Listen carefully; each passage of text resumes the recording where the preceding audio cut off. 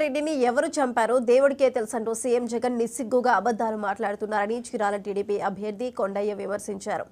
ఎన్నికల్లో ఓటమి భయంతో వైసీపీ నేతలు ప్రతిపక్షాలపై దాడులకు, హత్యలకు తెగబడుతున్నారని మండిపడ్డారు. ప్రజలు సీఎం జగన్ పచ్చి అబద్ధాలను నమ్మే స్థితిలో లేరని, రేపు బాపట్లలో జరగబోయే చంద్రబాబు సభకు లక్షలాదిగా జనం తరలి వస్తారని చెప్పారు. రాష్ట్రం అభివృద్ధి చెందాలంటే టీడీపీ, జనసేన, బీజేపీ కూటమి ఉమ్మడి అభ్యర్థులను గెలిపించుకోవాల్సిన బాధ్యత ప్రజలపై ఉందని కొండయ్య అన్నారు.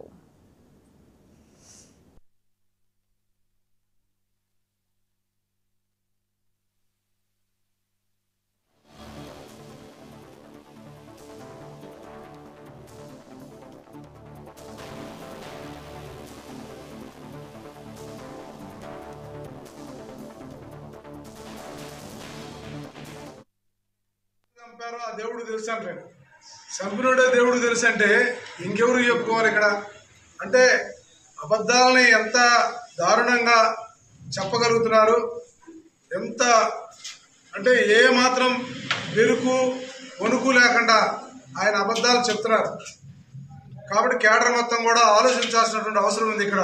అంటే ఎంత బరిదెగింపుకైనా సరే ఈరోజు వైసీపీ పార్టీ సిద్ధంగా ఉన్నదన్న విషయాన్ని గమనించాలి.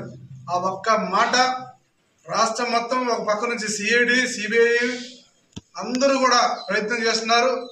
ఎవరిని అరెస్ట్ చేయాలనేటువంటి దాని మీద ఉన్నారు. 5 సంవత్సరాలు గడిచింది, ఇద్దరు చెల్లెళ్ళు కూడా మాట్లాడారు. అయినా సరే ఏ మాత్రం లేకుండా మాట్లాడుతున్నాడు. అది కాకుండా ఎక్కడికక్కడ కేడర్ని నిర్వహిస్తున్నాడు.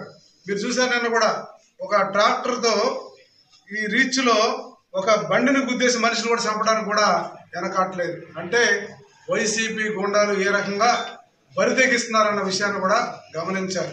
అంటే ప్రజలను భయభ్రాంతులు చేయడానికి ఒక పథకం ప్రకారంగా ఈ ఎలక్షన్ ముందే చాలా మందిని ఇబ్బంది పెట్టాలనే ఉద్దేశంతో జగన్మోహన్ రెడ్డి గారు ప్రయత్నం చేస్తున్నారు.